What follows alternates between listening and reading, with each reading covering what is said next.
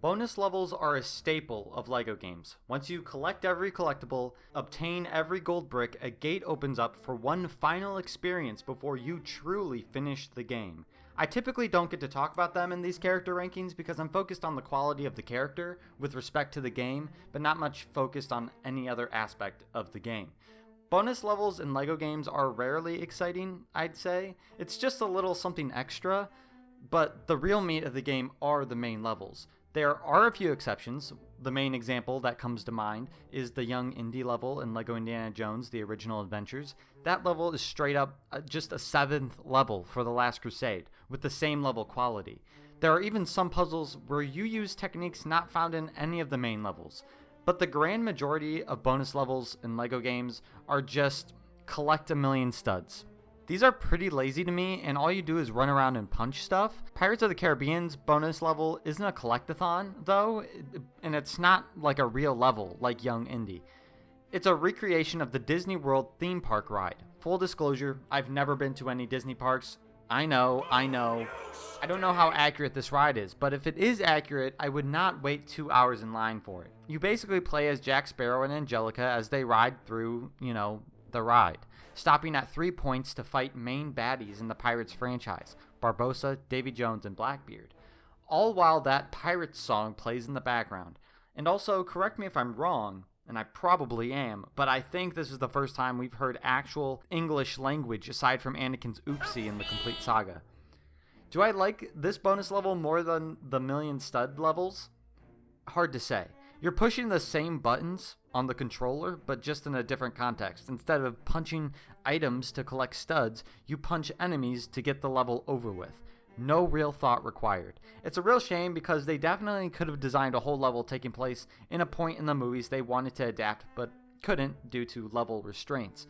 I mean, after all, you only get 5 levels per movie. I mean, At World's End was 3 hours long. There's got to be something in there besides the Brethren Court level you could have adapted.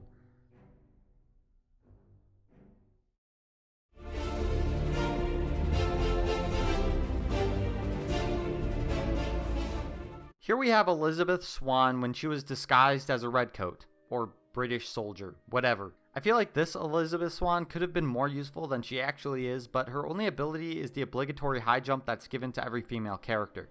You'd think that maybe, just maybe, she could get, I don't know, a sword?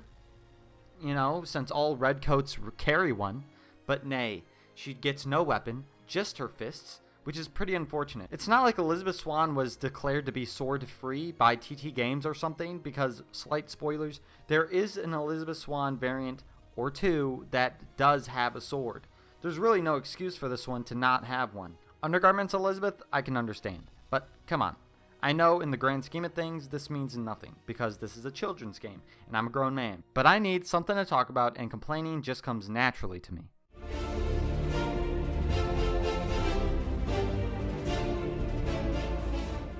When At World's End came out, my family went to see it in the theater. I was just a wee lad back then, and when you're a kid, you don't go to the theater to watch a movie and, ingest the complicated plot. You go because your parents want to shut you up by watching something for a few hours. And it works. I distinctly remember watching the movie and going like, ooh, stimulant, fighting, action, suggestive themes I do not yet understand. So naturally, when child me saw Tia Dalma growing at an alarming rate, I was like, what the heck is going on? And when this game came out, when child me was collecting items to make Tia Dalma grow larger, I was still confused as all hell. How was I to know she was a form of Calypso? Besides, watching the movie. Well, now I know. And I still find Tia Dalma's growth seem to be ingrained in my mind. Anyways, Tia Dalma has just a high jump ability on the account of her being a female character, which is totally understandable.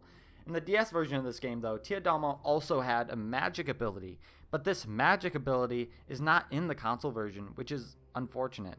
Y'all already know how I've been craving more abilities in this game. Why does the handheld version have more abilities than the console version? Should I expand past just covering the console games? Because it sounds like the handheld versions have more going on.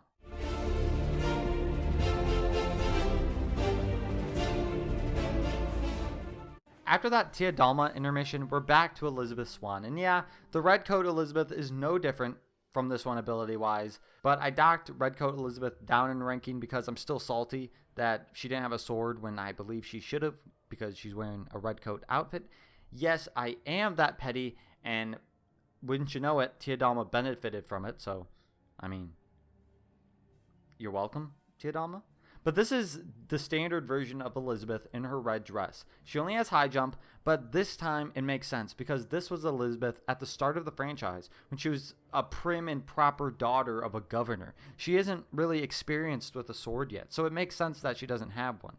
I wish I had more to say about Elizabeth aside from what I've said already, as she is the female lead of the first 3 Pirates movies, and far and away the best female lead of the entire series, but all I can really say about this Elizabeth Swann is her single ability being high jump.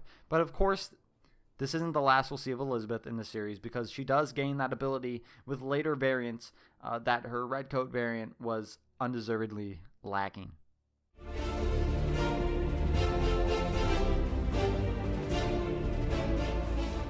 Leanne is one of 2 characters who look exactly the same. This is because Leanne and the other character are twins, so I guess that's not a surprise. These twins served Sao Feng and both died at the hands or pistol of Mr. Mercer, someone I covered a little bit ago. Leanne and her twin do differ in abilities in this game though. Since this is the first twin we're seeing, obviously this is the worst one. Leanne here just has the obligatory high jump since she is a female, but the difference in abilities comes with the weapon of choice of each respective twin. Leanne here has a whip.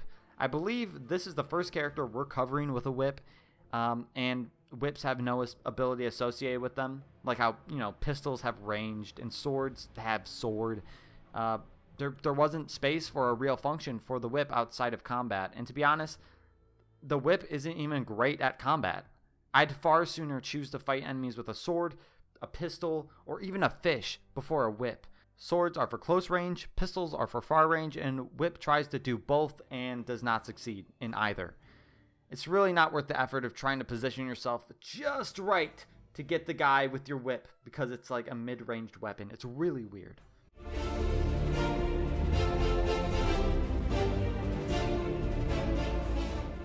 This is probably the weirdest addition to the roster. I mean, he did play a part in the first movie as the dog with the keys to the cell, as small as a role that was, and then he returned in the second movie to distract the Pelagostos tribesmen from the Black Pearl, and then he returned again to be revealed as Jack Sparrow's dad's dog. So I don't blame the developers for giving the guard dog a spot in this roster. What makes it weird is that he's a dog, with his own animations, since he's not a standard minifigure. Animations for running, jumping, and even turning a crank are all made specifically for this one dog. You actually unlock him in the first level of the game too, and then this weird behavior of an animal as a playable character is never seen again. Guard Dog is actually the first character in the list with 2 abilities, not just one. First, he can dig. Dig is a new ability to the series, but we've seen it plenty of times before on this channel. You see a sparkling mound of dirt, characters with dig can dig it up. Dogs being able to dig is just common sense. Guard Dog can also interact with these short people hatches, an ability also seen in other LEGO games. So yeah, 2 abilities, and both of them are new to the series.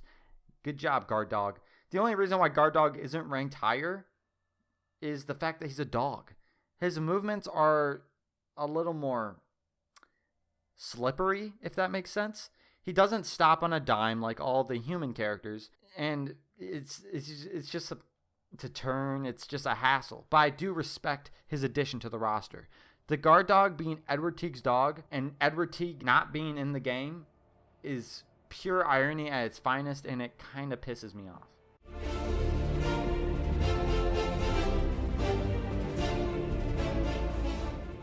Oh man, I love this guy. Now, dig as an ability is a weird case in this game. You would expect the act of digging for, say, I don't know, treasure to be common in this game.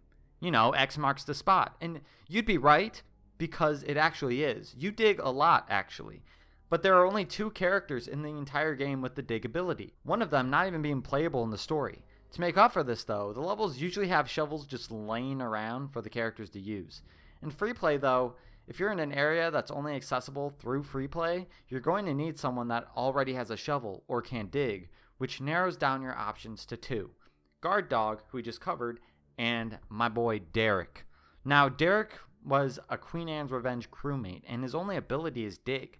I ranked him above Guard Dog, who has 2 abilities, because I just prefer controlling a human over a dog. That's all it is. As I said, the dog is a little slippery and sloppy to, move around. And the shovel makes for a good weapon too. But even if you are in an area where a shovel can be grabbed in free play, I'd still switch to Derek because I kind of like the guy. He knows his purpose in the roster, and he fulfills it beautifully. So Derek, if you're watching this, the actor that played Derek, just know that your character in LEGO Pirates of the Caribbean is a brilliant addition to this roster. It's a shame that he didn't make the top half, but whatever.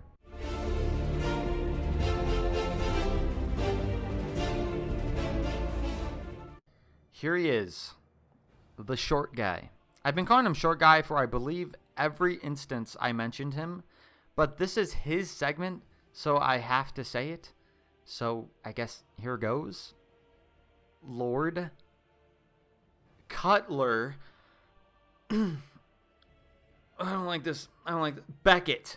Jeez, that wasn't fun. I'd rather not do that again. But I'm going to stick to short guy, if you don't mind. Short guy here carried all the evil in the second and third films. Not even Davy Jones can compete. At least you could sympathize with him a little bit as he got fleshed out as a character. Not short guy, though. He's just bad. But is he bad in this game? Well, he beats Derek, so I guess that holds some value. And, I'd say short guy does hold some value in this game. All the characters after Lovely Derek have more than 2 abilities, which is huge for this game. A character with 2 abilities in a game like LEGO Avengers would be considered trash, since that game spoiled us with abilities. But this was a simpler time in LEGO games history. Most side characters got maybe 1 ability, if they're lucky, tacked onto them based on their affiliations. Oh, he's a pirate, give him a sword. Good enough. Oh, it's a kid, give him shortness. Good enough. So to have 2 abilities, it's special. Anyway, short guy is short, and is the first human in this roster to have shortness as an ability. And he also has a sword. Did he ever use a sword, though? I don't specifically remember, but I don't think so. You think maybe to sword fight you have to be taller than a certain amount, like at a theme park when you're in line for a roller coaster, and short guy wasn't tall enough? Okay, I'm done. I'm done with this guy. Just put him in the trash.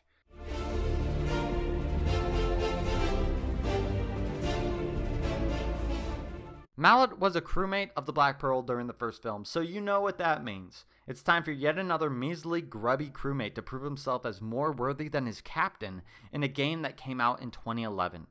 Yep, Mallet did not show up in a later movie, so he gets to keep his curse. It's really strange to me that not being freed of a curse actually makes you better off in this game. So yeah, Mallet has the underwater walk, and that's always helpful. You know how many minikits are found underwater? More than any other LEGO game, I can assure you that. But Mallet brings another thing to the table. Can you guess what it is? Can you?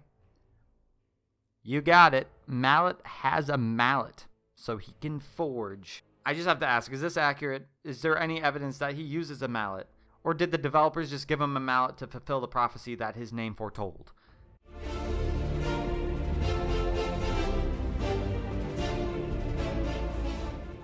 Now, I know there's a good chance I'm going to butcher this guy's name, so I'm just going to take a stab at it and then stick with it, even if it's completely wrong. So I'm just going to say it. Kohler. Like the store Coles, minus the apostrophe and the S, and then add an ER as an emergency room. Cole Emergency Room. I like it. However, Kohler is yet another forgotten crewmate of the cursed Black Pearl. So you know what that means. The ability they all get as compensation for falling off the face of the franchise, the underwater walk. In addition to that, Kohler receives his own pistol to give him the ranged ability. As you might have realized, there are quite a few random cursed crewmates that made it into this game and were given their own ability aside from the underwater walk to differentiate themselves from the other cursed crewmates. Like how Mallet is the only cursed crewmate to have the forge with his underwater walk, Kohler is the pistol one.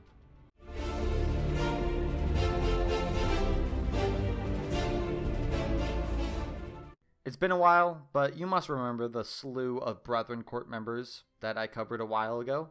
Well, here we are continuing on with one more. Now, as I've covered previously, each Brethren Court member has a designated sea that they preside over. Angria has the Indian Ocean. That's not anything to scoff at. Gentleman Jokard has the Atlantic. Whoa, that's even bigger. But here, Mistress Ching presides over the Pacific Ocean. What? This woman is in charge of 1/3 of our semi-green Earth? How's that for girl power? Move over, Elizabeth Swann, who was given the title of King of the Pirates for 1/3 of a movie at best. What did she do to get the whole Pacific? Very impressive indeed. In the Brethren Court level, you had to complete a task for each member, as I've mentioned. For Mistress Ching, you had to find 3 wigs, all of which were within 15 feet of her. Also, one was precariously sitting on a plank of wood over a cliff, so I don't know who put that there, but it might have been an assassination attempt on Mistress Ching, I'm just saying. But Mistress Ching has her sword, as all Brethren Court members do, but she also gets the added bonus of the high jump on account of her being a woman.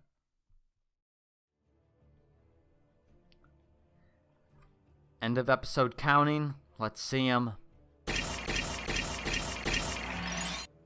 A lot of Black Pearl crewmates in this part, so the point goes to Curse of the Black Pearl, giving it the edge in the running.